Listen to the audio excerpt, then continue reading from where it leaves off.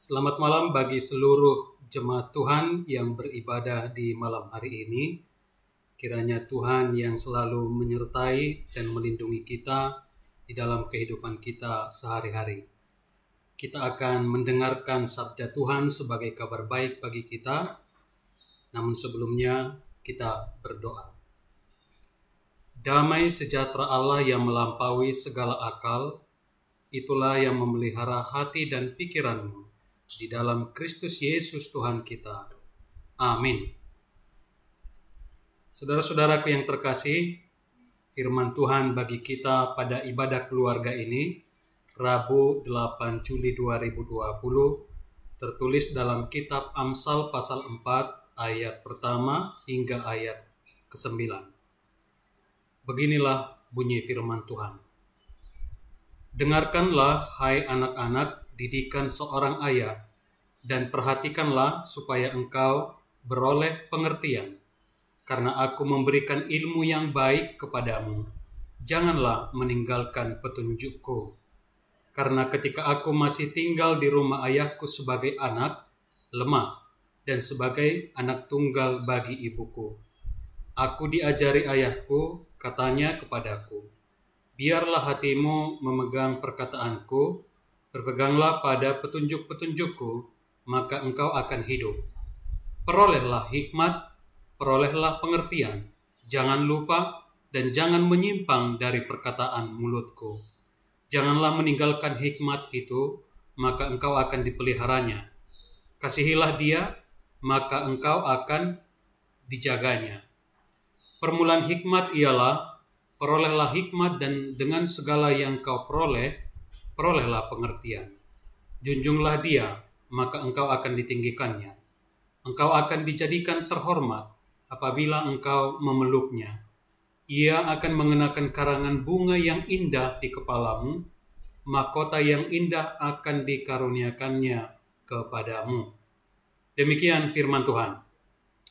Bapak, Ibu, dan saudara-saudara yang terkasih, di zaman sekarang ini, meraih predikat sarjana, master, dan doktor tidaklah sesulit zaman dulu. Sekarang ada banyak kesempatan dan peluang yang tersedia. Kemudian ada banyak tawaran beasiswa yang diberikan baik oleh instansi swasta maupun instansi pemerintah. Nah, rata-rata orang Indonesia sekarang ini sudah memiliki tingkat pendidikan yang lebih baik. Kalau boleh dikatakan, rata-rata sudah mengenyam pendidikan sarjana. Itu berarti bahwa semakin banyak warga negara Indonesia yang terdidik, dan itu harus kita syukuri. Namun, ilmu dan pendidikan yang kita capai atau yang kita dapat tidaklah melulu soal kemampuan akademis. Sebab dalam hidup ini kita butuh pengetahuan yang lebih lengkap, komprehensif, dan itu disebut dengan berhikmat. Hikmat atau kebijaksanaan merupakan sebuah kemampuan menganalisa sesuatu secara mendalam dengan akal sehat dan juga dengan pertimbangan hati nurani. Jadi ilmu yang kita dapat di bangku sekolah atau di bangku kuliah tidaklah cukup jika tanpa hikmat atau kebijaksanaan di dalamnya. Saudara-saudara, orang yang berhikmat atau orang yang bijaksana adalah orang yang memiliki pertimbangan moral yang sangat baik. Contohnya bisa kita lihat di Matius 12. Ketika itu Yesus bertemu dengan ahli-ahli Taurat di rumah ibadat. Di situ ada seorang yang mati sebelah tangannya. Mereka bertanya kepadanya, bolehkah menyembuhkan orang pada hari Sabat? Maksud mereka ialah supaya dapat mempersalahkan Yesus. Tetapi Yesus menjawab mereka, jika seorang dari antara kamu mempunyai seekor domba dan domba itu terjatuh ke dalam lubang pada hari Sabat, tidakkah ia akan menangkapnya dan mengeluarkannya? Bukankah manusia jauh lebih berharga daripada domba? Karena itu, boleh berbuat baik pada hari Sabat. Lalu kata Yesus kepada orang itu, "Ulurkanlah tanganmu." Dan ia mengulurkannya, maka pulihlah tangannya itu dan menjadi sehat seperti tangannya yang lain. Itulah salah satu contoh yang ditunjukkan Yesus, orang yang berhikmat, orang yang memiliki pertimbangan moral yang baik. Yesus tahu bahwa peraturan itu baik. Namun jika dampaknya negatif atau buruk, maka Yesus berani melawan peraturan tersebut. Jangan karena kepatuhan kepada peraturan sehingga tidak ada kasih dan kemanusiaan di dalamnya. Bapak, Ibu, dan saudara-saudara, kita dan khususnya generasi muda saat ini sebenarnya tidak lagi kekurangan ilmu pengetahuan secara akademis atau secara intelektual. Ada banyak buku yang bisa dibaca. Ada banyak tempat les atau privat yang bisa diikuti. Dan ada banyak ilmu yang bisa ditonton melalui media sosial, misalnya googling. Namun dengan semakin banyaknya ilmu yang didapat, pertanyaannya, apakah otomatis semakin membuat kita atau generasi muda semakin berhikmat dan bijaksana? Bisa ya dan bisa tidak. Ada banyak orang-orang pintar sekarang ini yang ternyata justru berpikiran sempit. Ada orang yang cerdas tapi mudah tersulut emosi, mudah diprovokasi, terperangkap ke dalam pemahaman radikalisme. Ada orang yang pintar tapi gampang putus asa. Ada orang pintar tapi tidak mampu bergaul dan menempatkan diri. Dan bahkan ada orang yang cerdas secara intelek, tapi perilakunya sering menjadi pembuat masalah atau troublemaker. Nah, seorang tokoh bernama Mahatma Gandhi pernah mengatakan begini, salah satu dosa sosial adalah ilmu tanpa kemanusiaan. Ilmu tanpa kemanusiaan. Artinya, semakin seseorang memiliki banyak ilmu, seharusnya pada saat yang sama ia juga harus memiliki hati nurani, hikmat, pertimbangan moral, sehingga ia mampu memutuskan sesuatu dengan baik. Tapi nyatanya Mahatma Gandhi melihat ada orang yang pintar, cerdas secara intelektual, tapi tidak ada hati nuraninya. Tidak ada solidaritasnya, tidak ada kepeduliannya, tidak ada empati dan simpati di dalam hatinya. Inilah yang menjadi persoalan. Saudara-saudaraku yang terkasih, firman Tuhan dalam kitab Amsal hari ini, Amsal 4 ayat 1 hingga ayat 9, mengajak kita untuk berusaha mencari pengertian dan hikmat. Ada banyak cara Tuhan yang ditunjukkan agar kita beroleh hikmat dan pengertian. Misalnya kita bisa beroleh hikmat, beroleh bijaksana dengan mengikuti pendidikan formal di sekolah atau di tempat kuliah. Kita juga bisa menambah hikmat atau kebijaksanaan misalnya melalui buku dan internet. Kita juga bisa mendalami biografi orang-orang sukses untuk menambah hikmat dalam diri kita.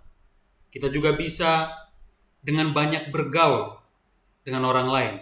Dan juga jika kita merenungkan pengalaman-pengalaman hidup, baik yang manis maupun yang pahit, itu semua dipakai Tuhan untuk menambah hikmat dalam diri kita. Namun satu hal yang tidak boleh dilupakan, seperti yang dilakukan oleh Raja Salomo, hikmat itu harus kita minta kepada Tuhan. Hikmat itu harus kita mohon kepada Tuhan. Supaya apa? Supaya Tuhan mencurahkan Roh Kudus-Nya ke dalam hidup kita. Agar Roh Kudus-Nya yang menuntun kita saat berpikir, saat mempertimbangkan, saat memilih, saat menganalisa, dan saat memutuskan sesuatu dalam hidup ini. Roh Kuduslah yang akan memampukan kita supaya kita bijaksana dalam hidup ini untuk memutuskan yang terbaik, bukan hanya bagi diri kita, tapi juga bagi orang lain. Itu yang tidak boleh dilupakan.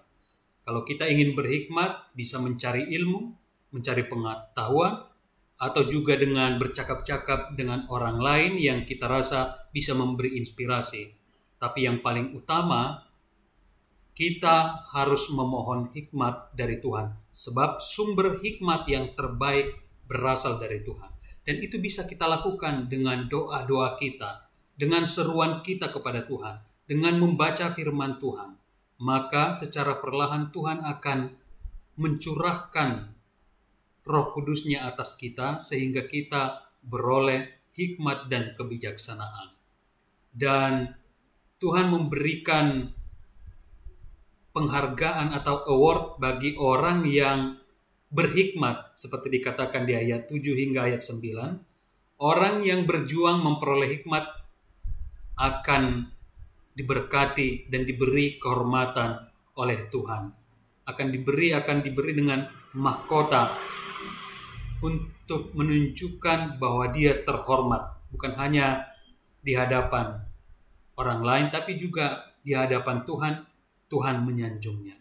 Karena itu Bapak Ibu Saudara-saudara, mari dengan pengalaman-pengalaman hidup kita, dengan berbagai metode sekarang kita bisa menambah hikmat dan kebijaksanaan dalam diri kita.